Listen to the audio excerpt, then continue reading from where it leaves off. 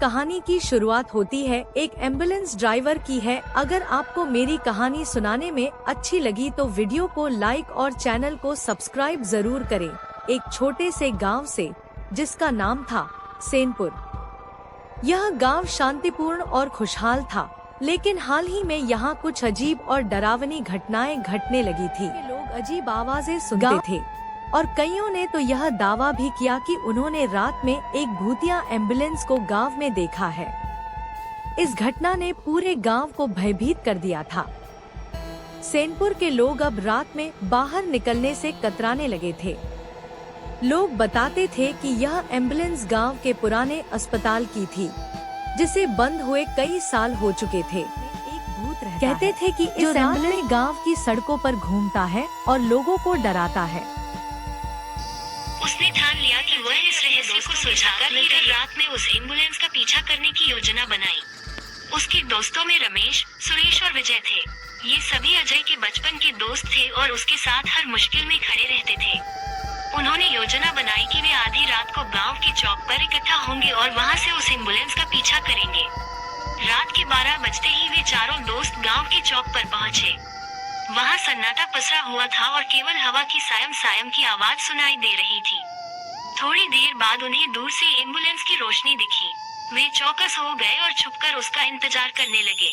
Ambulance धीरे धीरे जब एम्बुलेंस चौक के पास पहुंची, तो अजय और उसके दोस्तों ने देखा कि उसमें कोई ड्राइवर नहीं था। वे हैरान रह गए। अजय ने हिम्मत जुटाकर एम्बुलेंस के पीछे दौड़ना, उसके दोस्त भी उसके पीछे पीछे दौड़ने लगे। एम्बुलेंस काफी तेजी से चल रही थी, लेकिन अजय और उसके दोस्त हार मानने वाले नहीं थे। आखिरकार एम्बुलेंस गांव के पुराने अस्पताल के पास आकर रुकी। अजय और उसके दोस्त भी वहीं पहुंच गए। उन्होंने देखा कि एम्बुलेंस खुद ब खुद अस्पताल के अंदर चली गई और उसके बाद दरवाजे बंद हो गए। अजय ने अपने दोस्तों से कहा, हमें अंदर जाना होगा और देखना होगा कि यहाँ क्या हो रहा है। सभी दोस्त डर तो रहे थे, लेकिन अजय के हौसले को देखकर वे भी उसके साथ अंदर जाने को तैयार हो गए। उन्होंने अस्पताल का दरवाजा खोला और अंदर दाखिल हो गए। अस्पताल के अंदर का दृश्य बहुत ही डरावना था। चारों ओर जाले लगे हुए थे और पुरानी मशीनें धूल से ढकी हुई थी। उन्होंने देखा कि एम्बुलेंस एक कोने में खड़ी थी। अजय ने हिम्मत करके एम्बुलेंस का दरवाजा खोला। अंदर का दृश्य देखकर सबके होश उड़ गए। एम्बुलेंस के अंदर एक पुरानी तस्वीर थी, जिसमें एक डॉक्टर और नर्स की तस्वीर थी।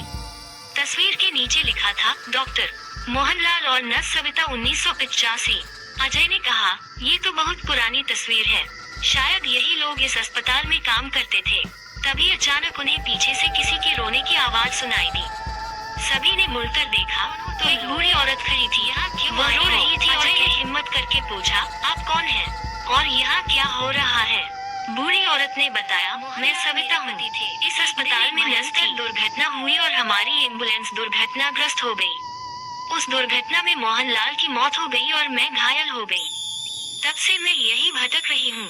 अजय ने कहा, करना चाहते हैं, हम चाहते हैं कि आपको शांति मिले। सविता ने कहा, यदि तुम सच में मेरी मदद करना चाहते हो, तो उस दुर्घटना की सच्चाई पता लगाओ और उसे सबके सामने लाओ।